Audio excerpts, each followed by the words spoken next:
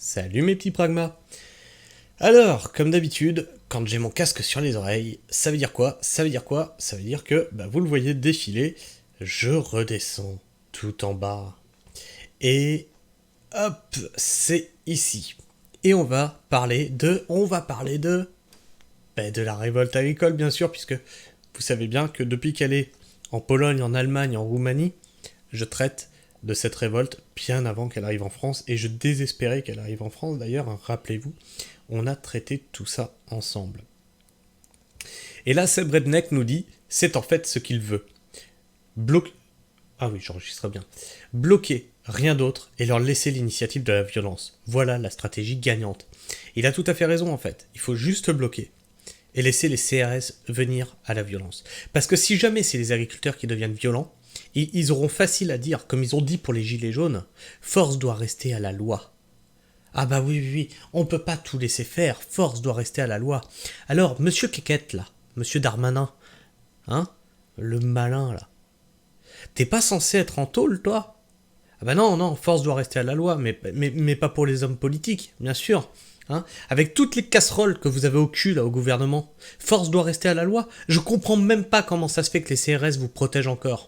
Ils sont censés protéger le peuple, protéger et servir. La police, c'est ça qu'elle est censée faire. Vous êtes une bande de délinquants, une bande d'escrocs. Et je pèse mes mots.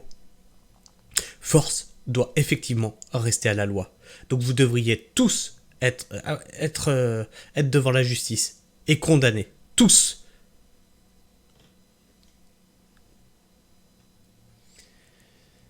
Donc on va s'écouter ça et on va voir ce qu'il nous dit. Et Gérald Darmanin assure qu'il n'y aura pas de tracteurs dans Paris ou dans les grandes villes de province. Je viens de présider une cellule interministérielle de crise au ministère de l'Intérieur avec monsieur De l'intérieur. le ministre de l'Agriculture et puis l'ensemble des services de l'État pour pouvoir gérer les heures et les jours qui vont venir. Et vous savez que c'est une semaine difficile avec les annonces des blocages par les agriculteurs, notamment d'une partie de l'Île-de-France et du reste du territoire national. Je voudrais d'ailleurs évidemment remercier les policiers, les gendarmes, les préfets très mobilisés depuis plusieurs jours déjà et qui aujourd'hui et dans les jours qui viennent vont continuer jour et nuit à sécuriser ces mouvements de protestation et accompagner les Français devant des difficultés qui seront évidemment très importantes. À la demande du président de la République et du Premier ministre, j'ai rappelé aux préfets les trois consignes que je leur donne extrêmement simples. La première consigne, c'est évidemment de pouvoir garantir le fait que les tracteurs, notamment, ne rentrent pas dans les villes, et singulièrement dans les grandes villes, évidemment Paris, mais bien sûr les grandes capitales régionales, pour ne pas créer évidemment des difficultés extrêmement fortes. De toute façon, ils n'ont pas besoin de rentrer dans Paris. Ils ont juste à couper toutes les routes. Puis Paris, il n'y a plus rien qui rentre, plus rien qui sort. Et des difficultés en matière de sécurité ou de maintien de l'ordre, ce n'est pas le but, et je sais que ce n'est pas le but non plus des organisations syndicales agricoles avec lesquelles nous avons des entretiens évidemment tous les jours quotidiens et serrés dans la volonté évidemment. Ah oui, ils ont des échanges quotidiens avec les traîtres. Parce que pourquoi la révolte agricole continue? Puisque soi-disant ils ont obtenu ce qu'ils voulaient. Parce qu'en réalité, ils n'écoutent pas la base. Ils s'arrangent des petits arrangements. Hein, on sait bien que la FNSEA est cul et chemise avec ce gouvernement. Donc tu peux être en discussion autant que tu veux avec la FNSEA, on s'en bat les steaks. Évidemment que les choses se passent le mieux possible. Donc pas de tracteurs qui rentrent dans Paris ou dans les grandes villes de province. Pour ce qui concerne l'Île-de-France, le fait que le marché de Rungis international puisse continuer à fonctionner. Ah oui, il faut que le marché de Rungis... Comment elle nous disait la primeuse d'hier? C'est 100% français. Qu'est-ce que le marché de Rungis international? Vous voyez le foutage de gueule? Et également les grands aéroports parisiens, Roissy et Orly, et c'est aussi le cas des aéroports provinciaux ou des marchés internationaux de fruits et légumes notamment, qui doivent être conservés dans leur action pour notamment pouvoir alimenter les régions françaises. Pour pouvoir alimenter Paris, hein, pour pas que vous creviez la dalle, ça vous fait peur. Donc en fait, oui, ce qui manque, c'est les aéroports, parce que des fruits et légumes arrivent aussi par avion. Alors, lui, je sais pas ce qu'il dit, mais ça m'a été confié par un petit pragma, donc on va écouter ce qu'il dit. Vous savez, Maître Divisio, qui était contre le vaccin, etc., apparemment jouerait la division. Maître Division ou Maître Divisio. Je ne comprends pas le raisonnement, vous semblez confondre cause des gilets jaunes de la Covid-19. De plus, il y avait aussi des agriculteurs parmi les gilets jaunes. Vous semblez tout confondre, non. Donc on va écouter ce que nous dit ce cher Maître Divisio, pardon. Je voudrais avoir un mot pour les agriculteurs. Ceux qui sont en train de bloquer Paris, qui ont bloqué les grandes villes. C'est pas parce que j'approuve pas forcément la manière de faire que vous avez tort de le faire. Finalement, quelque part, on se fout un peu de mon avis. Et si effectivement c'est la manière que vous avez de vous faire entendre, j'espère qu'elle réussira. J'espère que, au fond, ce blocage, cette action violente, le mot serait un peu fort, mais en tout cas contraignante, réussira à vous faire entendre. Et je salue la force qu'est la vôtre, qui est de bloquer, en fait, les accès à Paris, et donc d'avoir cette démonstration de force. Je voudrais juste revenir un instant en arrière. Vous gagnez à peine 700 € par mois et je vous plains. Mais est-ce que vous savez que pendant plus de 2 ans, des gens, ceux qui ont soigné vos enfants, qui s'occupent de vos parents, qui s'occupent de vous, et pas de vos animaux, mais de vous, eux, ont été suspendus et n'ont rien touché. Oui, je le sais. J'ai même ma belle-sœur qui est infirmière. Oui, je le sais. Mais je vois pas le rapport. Je vois pas du tout le rapport. C'est-à-dire que là, tu essaies de nous faire de la comparaison de la misère, en fait. C'est exactement ça qu'il faut faire, t'as raison. Puis c'est exactement le même travail aussi. Tout à fait le même travail. T'es en train d'essayer de comparer les souffrances. Bravo. Bravo, félicitations. Et t'essayes de t'opposer au gouvernement, toi. Ben, c'est exactement ça que le gouvernement il veut. C'est-à-dire comparer les souffrances et puis dire qu'il y a une colère qui est plus légitime qu'une autre. Et monter les Français les uns contre les autres. Ils n'ont pas réussi à monter les hommes contre les femmes avec le féminisme. Ils n'ont pas réussi à monter les jeunes, les travailleurs, contre les vieux avec les retraites et les taxes sur les salaires. Ils n'ont pas réussi à nous monter les uns contre les autres avec le Covid. Ils ont jamais réussi à nous monter les uns contre les autres parce qu'on a toujours fait en sorte de chanter le truc. Et là, toi, t'es en train de nous dire qu'il faudrait, il faut comparer la misère et puis il faut être les uns contre les autres. Bravo, bravo. En fait, je t'ai jamais vraiment écouté parce que tes raisonnements sont toujours illogiques. Et, en fait, à chaque fois que je tombe sur une de tes vidéos, ça le confirme, en fait.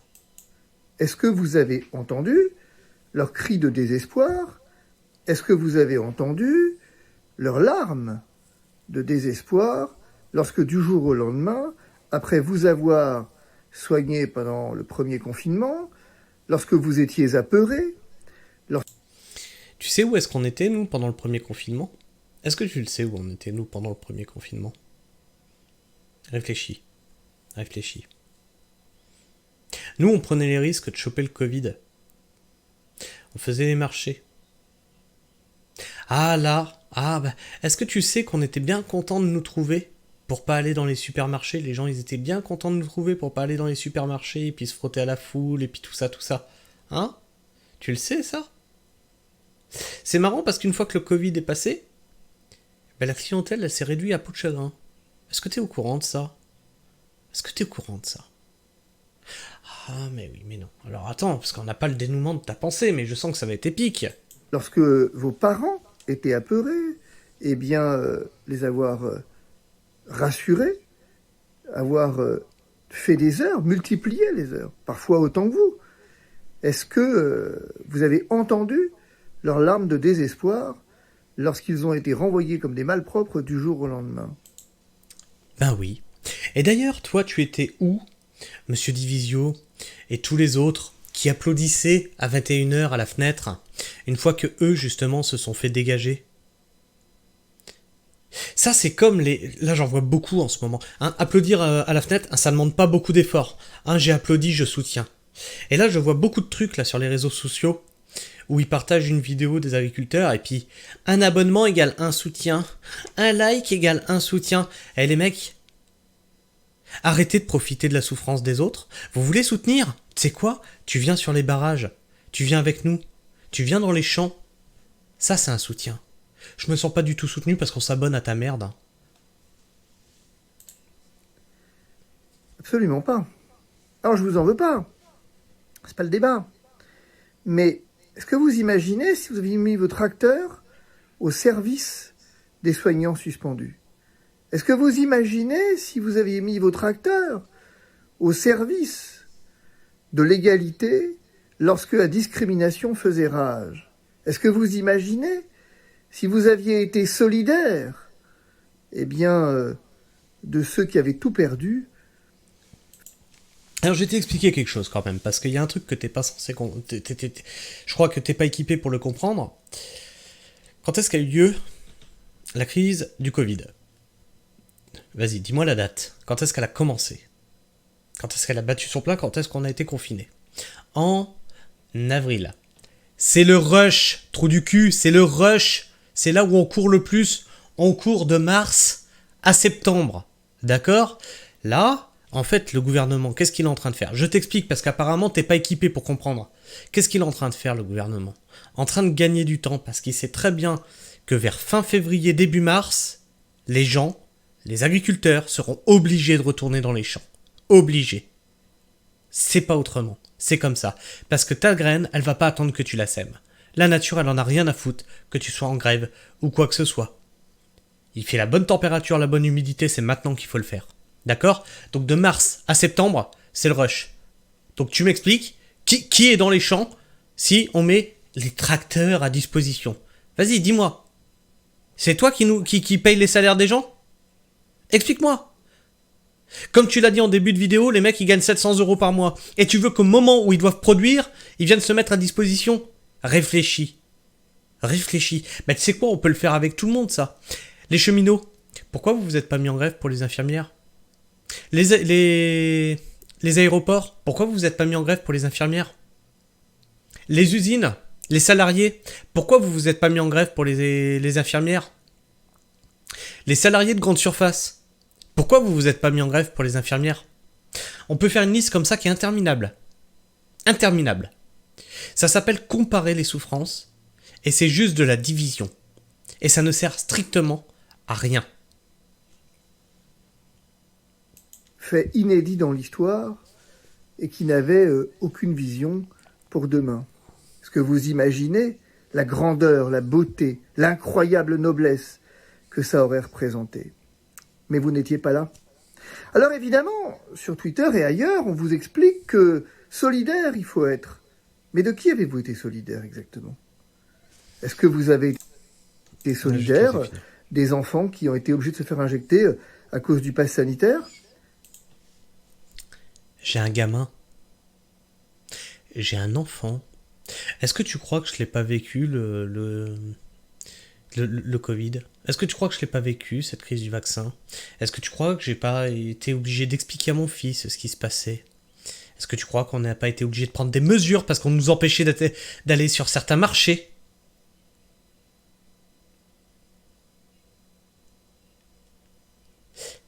Et qu'on devait faire patte blanche pour pouvoir quoi? Continuer à vous nourrir. Est-ce que vous avez été solidaire avec vos tracteurs T'étais solidaire par rapport à ça? Hein? Sachant que c'est mon épouse qui fait le plus souvent les marchés. Et qu'à un moment, elle s'est demandé si elle devrait pas être dans l'obligation de se vacciner alors que le vaccin n'était pas obligatoire. T'es solidaire? Tu veux lui filer une prime?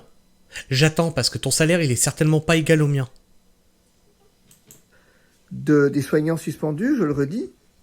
Mais tout ça, c'est de l'histoire ancienne, vraiment. C'est de l'histoire ancienne. Essayez de vivre 2 ans totalement sans salaire, zéro, rien. Essayez finalement d'être obligé de choisir entre la vaccination ou la mort. Mais tout ça, au fond, c'est un détail. Et vous voyez, on est exactement au cœur de ce que je reproche à notre système. Moi, je veux bien que vous vous battiez pour vous. Et vous avez tout mon soutien. Mais le fait est que je constate que si j'avais été personnel suspendu, le vôtre, je ne l'aurais pas eu. Ce que je constate, c'est que moi, vous me demandez mon soutien. À vrai dire, vous ne me le demandez pas, vous vous en foutez, puisque quoi qu'il en soit... Oui, je te confirme que ton soutien, on s'en fout bien, oui. Vous bloquez ce que vous voulez. Mais que vous attendez quand même un soutien de la population. Et vous étiez où avec votre acteur lorsque il s'est agi de soutenir ceux qui refusaient la société qu'on leur imposait? Qu'est-ce que vous croyez? Vous croyez que ce gouvernement va vous entendre et vous respecter? Mais enfin, vous étiez où pendant le Covid? Ah, c'était pas pareil, le Covid. C'était une épidémie, mon bon monsieur. Eh ben non, messieurs, c'était pas une épidémie. Ou si, c'était une épidémie, pardon. Une épidémie de mépris. Une épidémie... Alors, je vais te dire où j'étais pendant le Covid, en plus de travailler à mon terrain. Je faisais le tour de toutes les personnes âgées et savoir ce qu'elles avaient besoin dans les grandes surfaces. Je faisais une liste et on allait chercher ce qu'elles avaient besoin pour leur éviter de sortir et de choper ce putain de virus. Tu comprends où j'étais? Tu faisais quoi, toi? En plus de mon taf. Tu faisais quoi? Pour ceux, les plus fragiles d'entre nous, qui, s'ils chopaient ce virus, se retrouvaient à l'hosto. Tu as fait quoi, toi? Malgré tout, j'ai refusé de me vacciner. Et j'ai toujours pris soin de ceux qui sont autour de nous. T'as fait quoi, toi?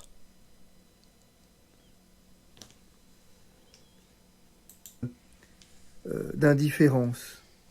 Et je suis désolé, mais vous en avez été les propagateurs de cette épidémie d'indifférence et de mépris, parce que vous aviez les pouvoirs de faire en sorte qu'elle stoppe, et vous n'avez rien fait à ce sujet. Alors bloquez, parce qu'il y a des gens dont la vie a été bloquée pour ce qui les concerne, et ils auraient aimé que vous les aidiez à la débloquer, mais vous n'en avez rien fait. Bien, je te dis bravo. Bravo, parce qu'en effet, on est tout à fait d'accord. Aujourd'hui, la société, telle que tu es en train de le prouver, d'ailleurs toi-même par tes propos, c'est chacun pour sa gueule. Je t'ai expliqué ce que moi j'ai fait de mon côté, ce que tu n'as certainement pas fait. Je doute que toi, tu aies fait le tour de toutes les personnes âgées qui t'entourent pour aller faire leurs courses à leur place pour pas qu'ils chopent le virus. J'en doute. Hein? Mais par contre, je constate effectivement que c'est chacun pour sa gueule dans ce foutu pays. Et c'est pour ça que je suis pessimiste. Et c'est pour ça que je sais que le gouvernement finira toujours par avoir ce qu'il veut. Et c'est pour ça que je sais que mon métier finira par disparaître.